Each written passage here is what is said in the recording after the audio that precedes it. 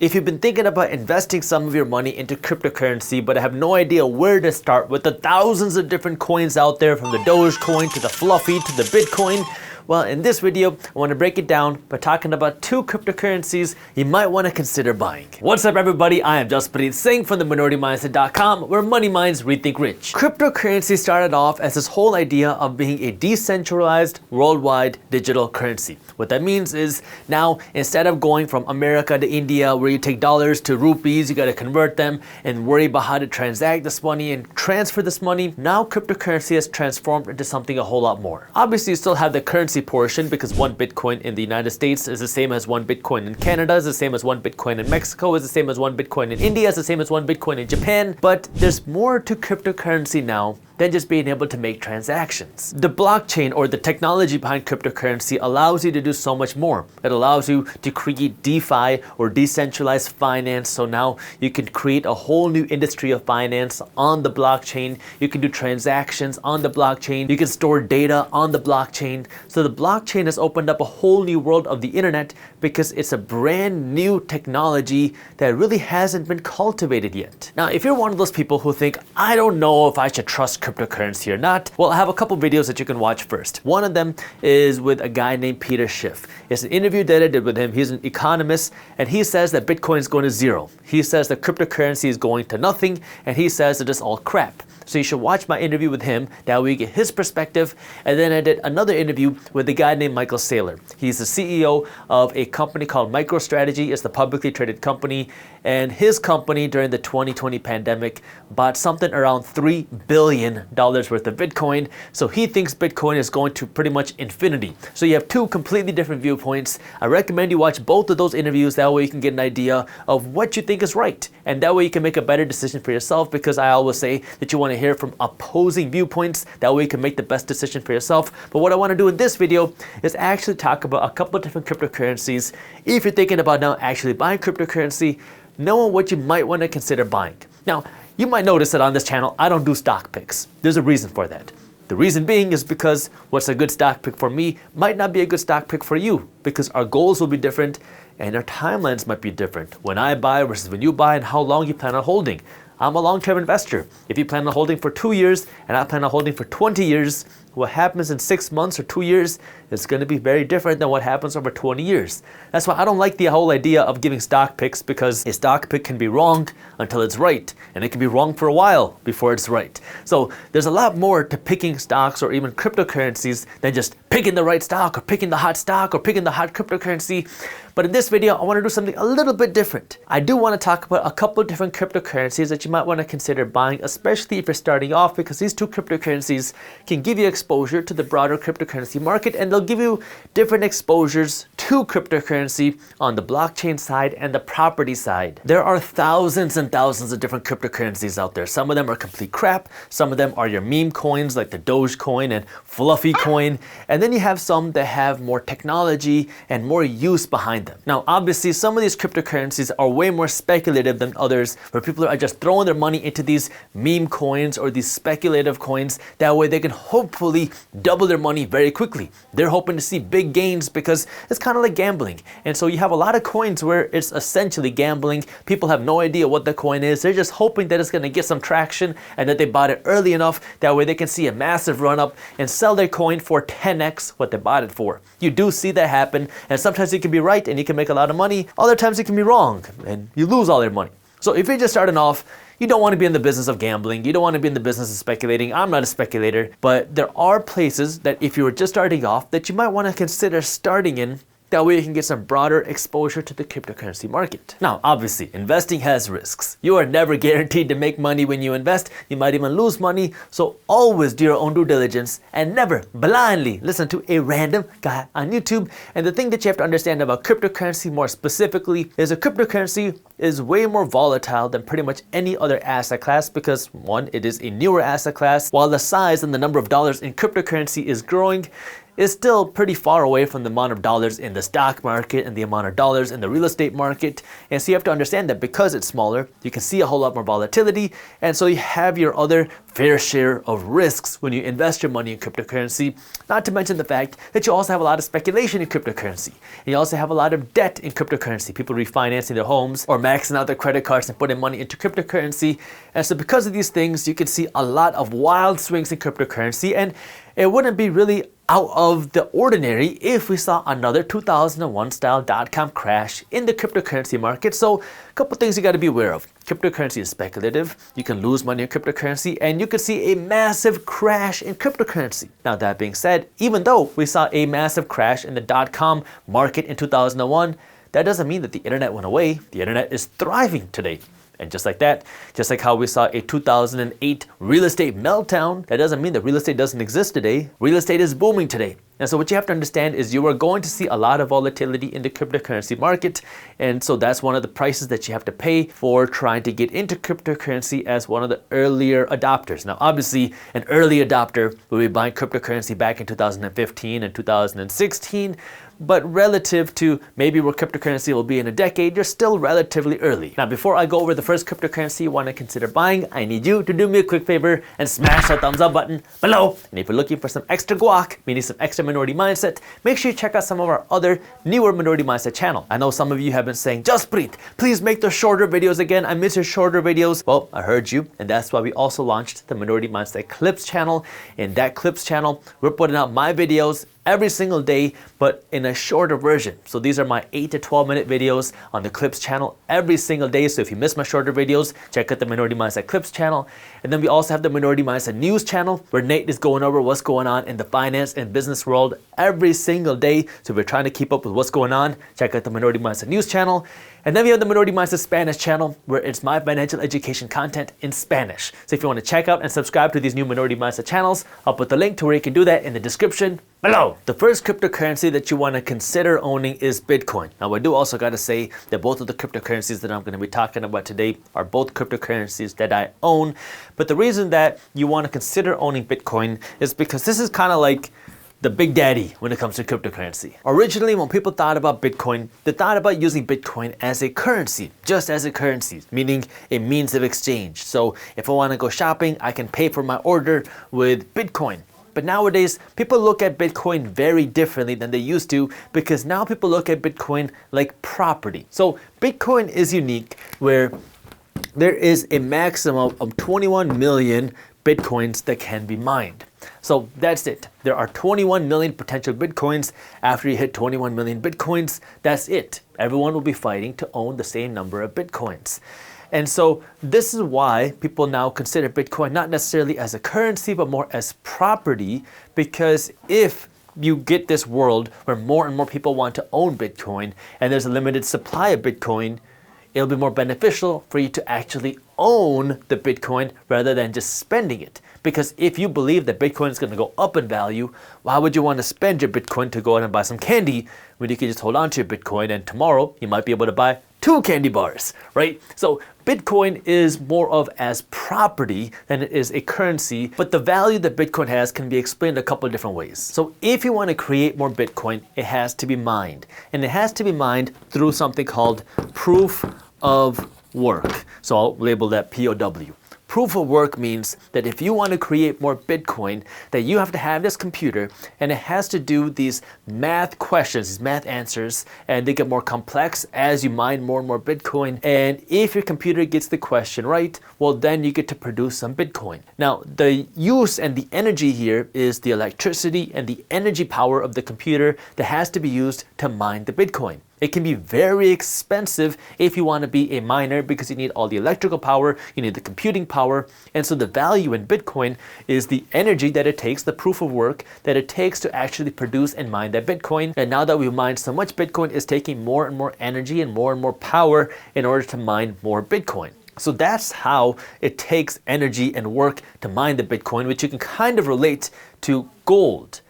It takes time, effort, and labor to mine gold. Now, that time, effort, and labor is very easy to see when we talk about gold because somebody has a tool, they're going into the caves, they're going into the ground, and they're hammering at the cave, that way they can get physical gold. In the digital world, it's not as easy to understand because it's a computer that's using its computing power and electricity power to mine Bitcoin. But that's how it's working in the digital world. Now, it's up to you whether you believe that this has any real power or it doesn't, just like how it's up to you whether you want to believe that gold has real value or it doesn't. I mean, obviously gold has value because people use gold in different industries, but it's up to you if you believe that gold is valuable or not.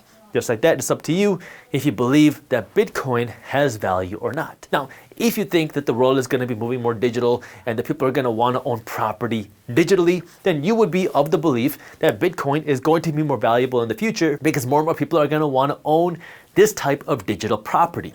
So if you can get your hands on some of this 21 million Bitcoin, it's going to become more and more scarce because Bitcoin is a deflationary asset with that type of mindset. So compare that to our dollars. Our dollars are inflationary, meaning our dollars can be printed out of thin air, and you have more and more dollars being created every single year, and there's nothing that you can do to stop it. So you might have $1 million in your hands right now, but relative to the amount of dollars out there, your $1 million is going to become less and less valuable because the Federal Reserve Bank and the government can keep working to print more dollars. As more and more dollars get printed, the value of your $1 million becomes less and less and less.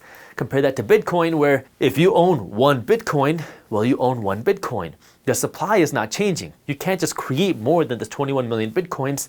However, the demand will change. Because if more and more people go out and they want to own Bitcoin, then now the value of your Bitcoin becomes more because you cannot increase the supply. The argument people have is, oh, well, you could just create a different cryptocurrency. There's thousands of different cryptocurrencies out there. Sure.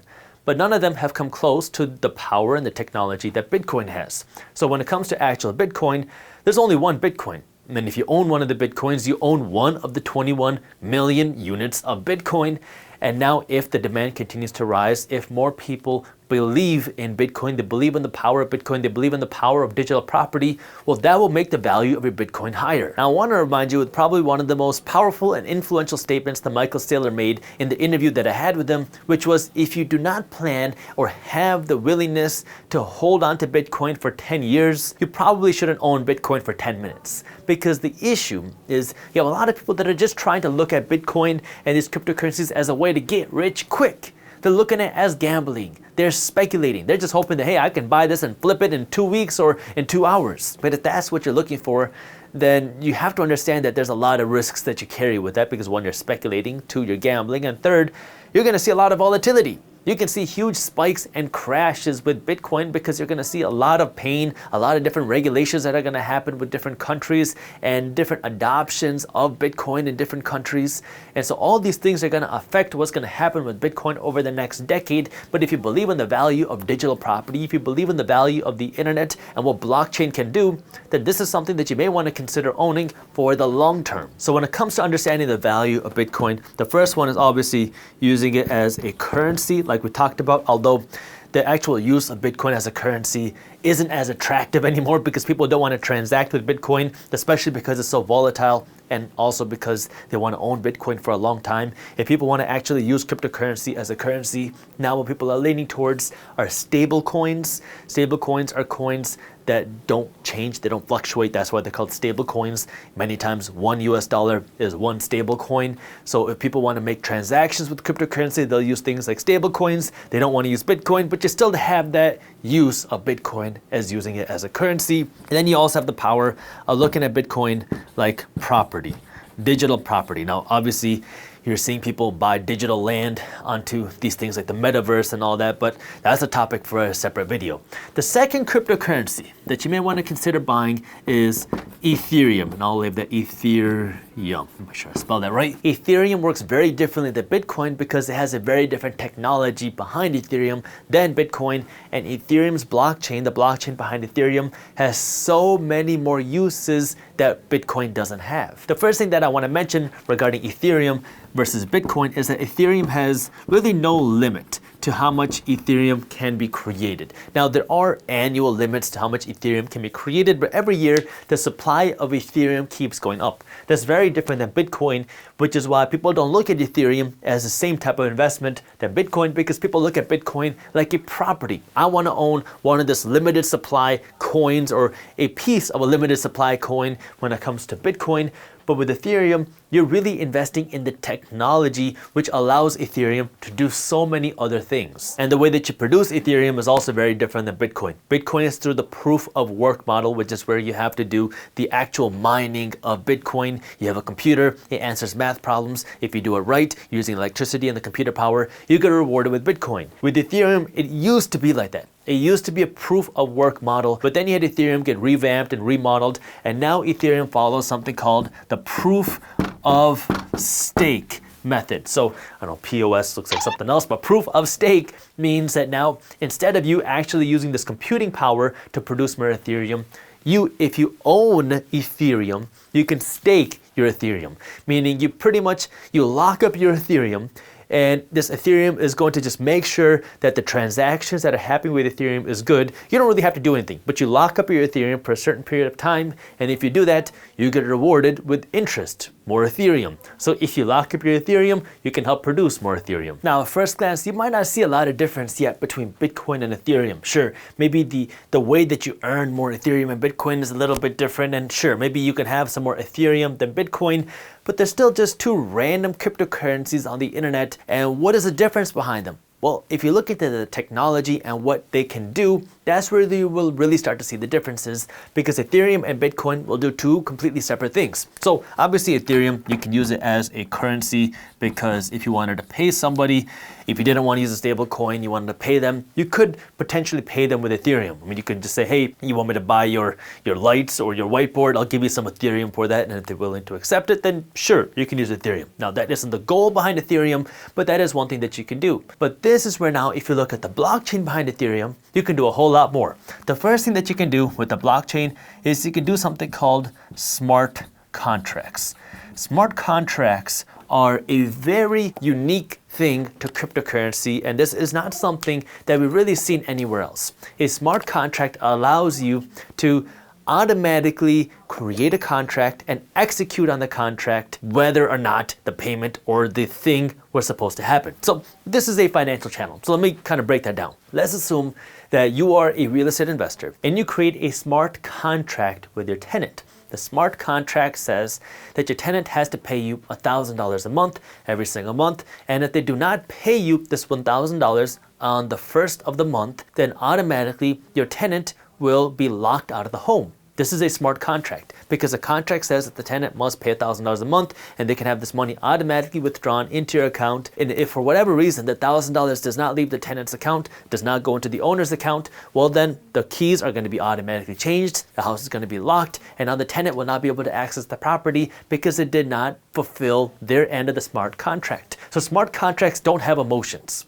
You enter in what is supposed to be done in the contract, who does what, and if somebody does not fulfill their end of the obligation, well then the contract does whatever the punishment is. It might be locking the doors or it might be withholding something. So the contract, you can fill everything that you want in there. What will happen if this does not happen? It is a robust contract which has the laws of the contract written there, and if somebody doesn't do what the contract says, then you will get whatever the contract says it does. So it is literally like a machine that just executes whatever you put in it. Now, this is where it's very important that if you use these type of smart contracts, you have to be very specific as to what will happen if somebody doesn't do something and kind of all the different variables that you have, because a smart contract doesn't have emotion. All it does is it looks at the rules and then it executes whatever the rules are. The second value that Ethereum has is it has the technology, the power to fuel a DEX, a decentralized exchange. So let's assume that you have Bitcoin and you want to convert it to Ethereum, or you have Ethereum, you want to convert it to Bitcoin. Well, you can go onto a platform like BlockFi or Coinbase or Gemini or whatever, and then you can convert one cryptocurrency to the other. Now, all of these are centralized exchanges. Like Coinbase is a centralized exchange because it's run by Coinbase, and BlockFi is run by BlockFi, and Gemini is run by Gemini. But then you have some decentralized exchanges. This would be something like Uniswap. Uniswap is a decentralized exchange that's built on top of the Ethereum blockchain. So Uniswap is this platform that takes the technology behind Ethereum and it builds an exchange where you can convert one cryptocurrency to the other. Now, the advantage of something like Uniswap, which is a decentralized exchange, is it's completely anonymous because it's not controlled by one entity. It's controlled by the network and it's completely anonymous. So there's no reporting that goes on with Uniswap. So you go into Uniswap, which is built on top of this anonymous Ethereum blockchain. You can convert one cryptocurrency for the other, and it's completely decentralized because it's not controlled by one entity, it's not controlled by one government, it's not controlled by one agency. This whole concept of being decentralized can be hard to wrap your head around because it took me a while to understand what the whole idea of decentralization meant, which brings me to DeFi, which will help explain what that means. So if you're a little confused, don't worry, I'm gonna explain it right here. DeFi is decentralized finance. And right now, the way the financial industry works is everything is centralized. If you want to go and get life insurance or any sort of insurance, you have to go through an insurance broker. If you want to go and borrow money to buy a home, you have to go to a bank, another centralized entity. So what decentralized finance says is you can do all of this without having to go through that third-party intermediary. Actually, these decentralized exchanges are a part of DeFi, but I wanted to separate them that way you could understand kind of what DeFi is and separate the more traditional finance from something like a DEX, a decentralized exchange. But now what DeFi allows you to do is instead of going to an insurance company to get your insurance, you can go directly to somebody who will give you this insurance, and they will do that through a smart contract. So let's say you have a business that you want to insure, and I'm willing to give you insurance on that business. Now, what we can do is create a smart contract that if you get sued in your business, then I will automatically have to pay you a certain amount of money depending on what the lawsuit is. So we create this smart contract which says that you are going to pay money into this insurance pool, and this money comes to me every single month. And then if a certain lawsuit happens, then I will now release certain amounts of money to you. So you're not going through an insurance agency or an insurance broker, you're working directly with the person who's funding the insurance. Likewise, in the lending industry, instead of you going to a bank, you can work directly with somebody who wants to lend you money. You want to go out and buy a home. Great. Well, now you can work directly with somebody who's willing to lend you the money. Maybe I have some extra cash and I'm willing to lend you this money. That way you can go out and buy a home.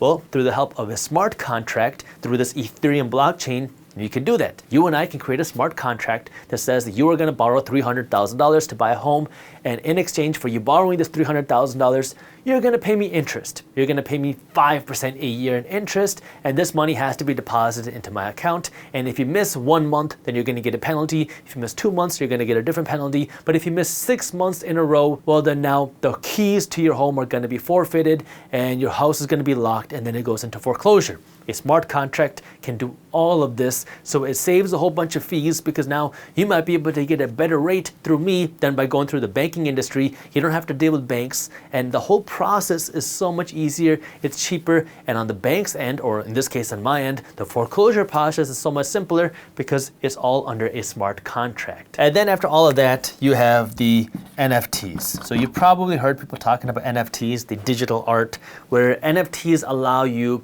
to digitize and tokenize any sort of art on the internet. So maybe you like this video and you really like the way that I hold my marker, and you take this video, I guess in this case it would be me, I could take this video and NFT it. I can turn it into this own little thing on the internet. I can memorialize it, and now because I created this, I own the rights to this production. Well, if I wanted to, I can sell the rights to this production, and then you can be the owner. Now it'll still be on YouTube, people can still watch it, but now you are the rightful owner of that technology. So it's kind of like digital art. Somebody can own the rights to the original Mona Lisa, but you have copies of the Mona Lisa that are floating around.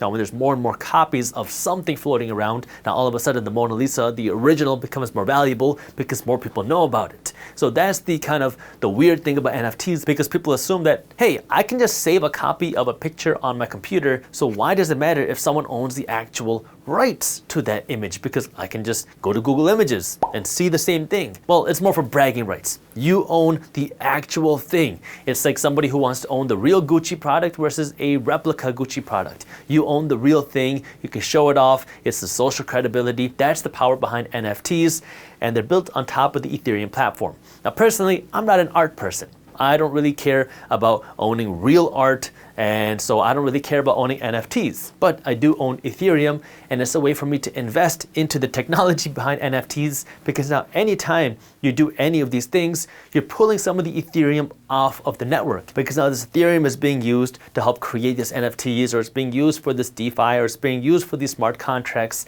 And so when you use the Ethereum blockchain, you're using the Ethereum, you're pulling some of it off the network, which is why now you have a different type of supply of Ethereum versus Bitcoin, because the Ethereum has to be used for these technologies. This is where you can really start to see the difference between Ethereum and Bitcoin. Bitcoin is more property. There's a limited amount of this property, the space in the world, and if you believe in the power of digital technology, if you believe that Bitcoin will continue to be this source of property that people want to own, if people will continue to believe in that, then this will become more valuable over time. So you want to own this for its property rights. It's a way for you to save your money and actually get a return on your savings, because the demand for it will go up over time if you believe in Bitcoin. And so you can see a return on your savings here versus here. You're investing in the technology. You're investing in what the technology can do and what the technology can create, which is more of the future of the internet. Now, if you like what you saw so far, then keep watching, because I'm about to have Raul Paul, who is a cryptocurrency expert, answer some questions that you might have regarding Ethereum and these NFTs. What are NFTs? How do they work? And how can someone make money on them? So if you remember, we talked about Ethereum and the smart contract. An NFT is a smart contract that holds a digital asset currently. It'll go to physical assets as well, but mainly digital asset. Let's say a piece of art. That was the first use case that really blew up.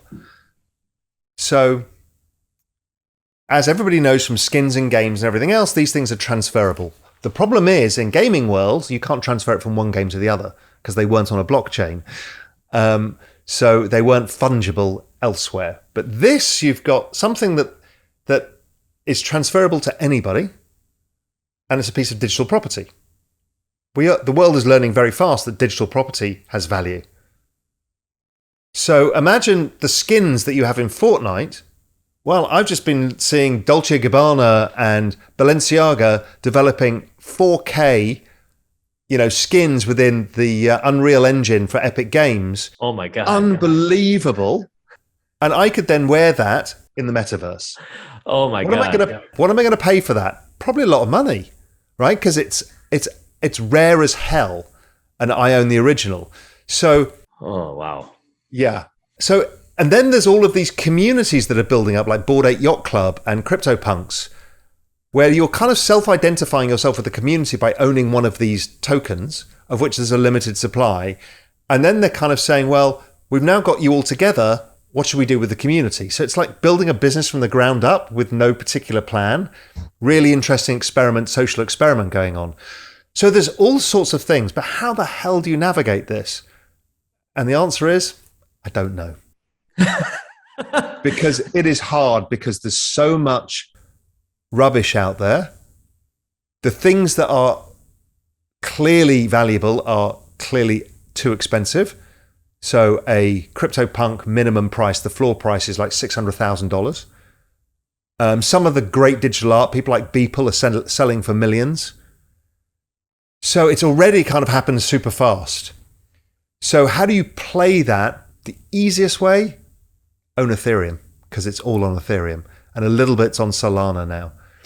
And then if you find a community you like, and you engage with them on Discord, and you find it good, give it a go. But don't bet the ranch on this, because a lot of this, 95% of the space is going to go to zero. And we just don't know what. Yeah, the thing that I found interesting, personally, I don't buy art. I mean, unless I need something for my house, or I don't go out and buy expensive pieces of art just because I don't do that. But on the internet, it's a little bit different, because, let's just say we're talking about an image. I can go to Google, find the image, right click it, and save the image on my desktop. How is that different than now you, who might have paid, let's just say, $100,000 for an NFT, that actual image? How do you tell the difference? So start the simple way. I can go to the Louvre and take a picture of the Mona Lisa. What does that do to the Mona Lisa? Does it make the value go up or down? It actually goes up, because it shows that people have a love of that painting, right? The more people that see that painting, the more that they value it, and the more that its value is cemented. Bizarre, right? It should be the opposite. People should say, well, everyone can have the Mona Lisa, it should be worthless. Okay, then you'll say to you, no, but Raoul, it's paint. Right, well, we can copy the Mona Lisa. So why is that not worth the same? Well, really good forgeries can be worth tens of millions by mistake, but they're not worth the same as a proven original. Why? Because it has the signature. Authenticity is what humans value more than anything else. Right? The authentic thing is scarce. So on my wall here in my house in Grand Cayman, I have rock and roll photographs. Photograph? Sure, that's worthless. Anybody can have a photograph. Right click. No, but mine are signed by Mick Rock, one of the most famous photographers of all time in the space, and that are limited edition prints. So that makes them worth a few $1,000s. If I'd got the negative from Mick Rock as well, it's probably worth $50,000. So layers of authenticity are what humans absolutely love. So the right click save to the desktop does nothing but build the value of the actual authentic one. Because if you own it, you've got the bragging rights and you can prove it. You can prove it to anybody. You can prove it in a court of law, in a divorce case. You can prove it anywhere you are in the world instantaneously that you own this, and this is what it's worth. That's powerful. And so you're saying that Ethereum now, a lot of the NFTs are built off of the blockchain on Ethereum. And so one of the ways to kind of invest in NFTs, not necessarily own an NFT, is to own Ethereum. So yes, so if you think of Ethereum as a relatively low supply cryptocurrency, and each one of these use cases is pulling crypto out of the market. The more of these things get built, the scarcer Ethereum is. So currently, because of the staking I talked about, because of the explosion of NFTs, because they're now locked onto an Ethereum on the blockchain, and because of the explosion of DeFi and other things that are going on, there's only 11% of all available Ethereum available to purchase. 11%. So that's basically $30 billion. It's a $300 billion protocol or whatever it is today. A $300 billion protocol. So it's $30 billion. So Elon Musk could go in, take all the Ethereum out of the market. We know what happens in supply and demand terms. But what's going on is exponential demand from NFTs, DeFi, everybody's coming on, new investors, and the supply keeps shrinking every day. It only means price explosion, an exponential price explosion. You know, that's the most likely outcome. Now, I'm not giving investment advice, but I'm giving what my view is. And my view is, and where my money is that this ends up with dramatic upside. How are you going to give gold to 8 billion people on an Android phone? How are you going to move it? How are you going to run an economy on that? If you want a foundation for a 21st century economy, you need to be able to give the money, the monetary asset to everybody on earth, and they need to be able to receive it for free. And you can do that with Bitcoin, and you can't do that with gold.